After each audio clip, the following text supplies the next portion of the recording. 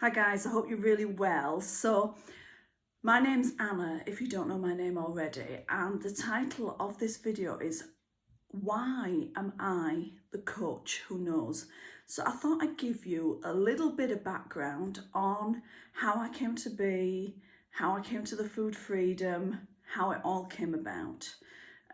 So even though I wasn't formally diagnosed until I was 30, I was born with a condition called Hirschsprung's disease, which is a bowel condition that means that I'm lacking nerves and I've got a very slow metabolism and things. And even though it wasn't formally diagnosed until I was much older, I was in and out of hospital from being a very, very young child with it. And when my condition was bad, I would look bigger and bloated and fatter. When I was doing okay, I would look slimmer and better, and the whole rest of it. But I was a dancer. I loved to dance. I'd been doing it from a young child. And then when the dancing got serious, I knew that I had to be smaller. Naturally, I come from a bigger family, so I'm never going to be waif-like. But I knew that I had to be slimmer for the dancing. And I made that association at that age, at the tender age of about 9 or 10. I think 9 is the earliest I remember ever going on a diet. But I made that association between exercise and weight loss. And I took off training like a lunatic. Well, by the time I was 11, I was like that. The performing arts was getting serious then. It was getting serious then. And I then went into performing arts high school when I was 13. Those were the days when we had primary school and middle school. I always suffered with my condition, but people with my condition, I know now, are either very, very big or very, very, very, very, very slim. And it's either, if I have a flare up, I can throw on 10 pounds, 20 pounds like that. And of course, then I've got to put myself back, you see. And the people that are very, very slim, because you get pain and stuff when you eat sometimes, they just stop eating. They just stop eating. Well, they correct my condition at birth now, because it's much easier to find in a tiny baby the bits that don't work than it is in an adult, because our bowels are massive, our intestines are massive. And it was quite funny how I found out. I landed in A&E with my condition again for the multiple times and things like that. And a young doctor said to me, "Oh my goodness, I'm so excited. You have Hirschsprung's disease." And I said, "Pardon?" And he said, "You were born this way, you lacking nerves." And he explained my condition and to a T. And I said, "Yes." He says, "Oh, that's Hirschsprung's disease. That's the first thing you learn about when you go to medical school." Well, this is the first time I was hearing about it. So when I went to see the specialist at the hospital, I said, "Some fella in A&E a few weeks ago told me I had Hirschsprung's disease."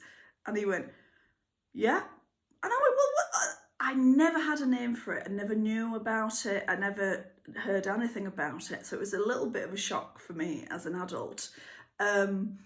And so he said, spastic bowel, lazy bowel, it's all the same thing, like that. So I was like, well, I had a name for it then, at the age of 30. But before that, I used some very unhealthy methods. I was always on a diet. I was always binge and starve. I was either severely restricting or I was unleashed on the world. So there was no in between. And so what would happen is, on the lead up to shows, I would diet and diet and diet and diet as I became professional and I'm working, and then train like a lunatic, pummel my body into submission. And then, of course, when the job was over, the show was over, I would then be eating like a lunatic then. So I'd be like, I was unleashed. So I was stuck in that cycle. And as things got worse, because they say that the condition gets worse as you get older, and this is true, when I got to 30, they wanted to give me a colostomy, and I did not want that colostomy. And I thought, I'm going to have to start looking after myself. I really am. I'm going to have to start looking after myself. So that led me down the fitness and nutrition track. Now, even before that, I always loved to exercise. I was always taking exercise courses in between jobs. You know, I loved it. I really enjoyed it. It was good for my mental health as well as my physical health. And I was fit, but I wasn't skinny, you know. And you know, when you're dancing, the element of perfection, you know, we're always looking for perfection. You're always looking at yourself in a mirror, you know. It's and choreographers and directors will think nothing of telling you to drop a few pounds if they think that you need to, you know. And people used to say, how come you could get into just like, you know, ultimate shape in those days? And I said, out of absolute fear. I got into shape out of fear, not out of, you know, kindness to myself. They used to say, you see this tiny costume, that's what you're wearing. And I'd go, oh my God. And I'd take off dieting and training like mad, you know. So that's what used to happen. So as my career physically was coming to an end in that way, the singing and the acting was still going on, but the dancing was coming to an end. I went down the fitness and nutrition route and holistic therapy route. And I just devoured the information because my whole life evolves around staying away from the colostomy. And I am 48 next month and I'm still colostomy free. Get in. And I manage my condition. I became the queen of metabolism because I've always got to speed myself up. And then I was put on some very, very heavy steroids. Well, they actually said, you can either have the colostomy or you can take these very heavy steroids. And I said, I'll take the steroids, please, thank you. So I took the heavy medication and I put on something like, I think I put on about 4 stones in 3 months. It was ridiculous. And I was in the fitness industry. I was in the health industry. So I thought, oh my God, this is it. No one will want to hire me. Nobody will want to... you know, who will come to me when I'm not like stick thin? Oh my God, you know. And I was thinking, I'm just going to have to pack it all in. I'm just going to have to pack it all in. And a very strange thing happened. I got more clients. And this shocked me. And then what people used to say to me is, well, you're normal, Anna. You're like me, you're normal, you know, and you're not like stick thin and you're not, 20 with a bouncy ponytail and things like that. There's nothing wrong with being 20 with a bouncy ponytail. I was 20 with a bouncy ponytail too. But I thought I can either jack it in or I can keep going.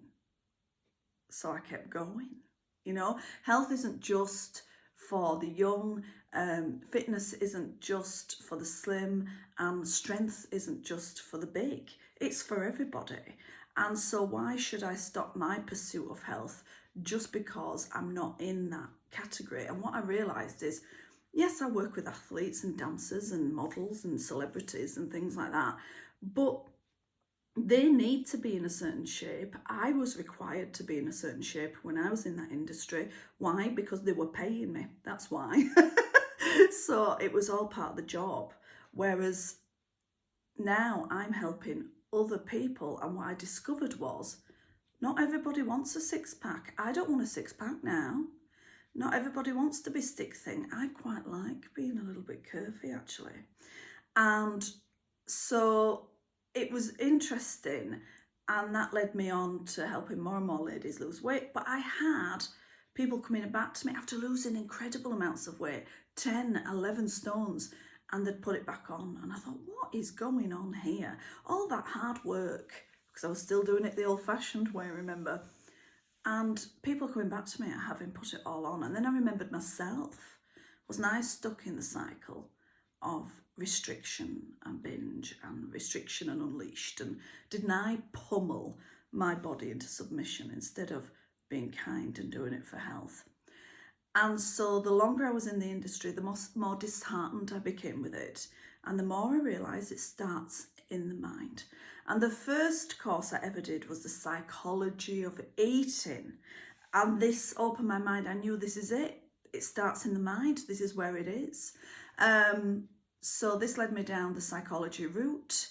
It led me to many, many different types of therapy, NLP, EFT, hypnotherapy, BWRT, kinetic shift therapy. It led me down the route to all these different tools.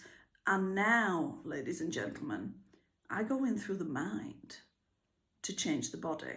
So it's a completely different way of doing it. And so I really enjoy this change of tack. And plus, it's much smarter to speed up your metabolism than to pummel your body with exercise, trying to burn as many calories as possible and taking 2 calories a day.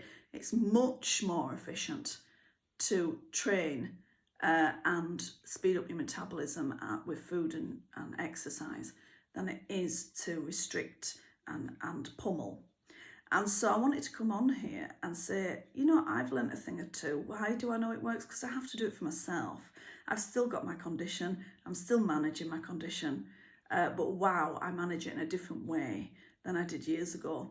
Also, guys, we all know what worked in our 20s does not work in our 40s. We can get away with like pummeling our body into submission in our 20s, and the body will react, and we do lose weight and all that business. But in our 40s, the more we pummel, the higher our cortisol, our stress hormone gets. The more we want to eat, the more fat we store.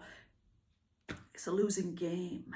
So there's a much easier way of doing it. So I always invite people, if you want to have a chat with me, I'm going to leave a link in the description and you can book in for a chat and we can discuss your situation and how I might be able to help you.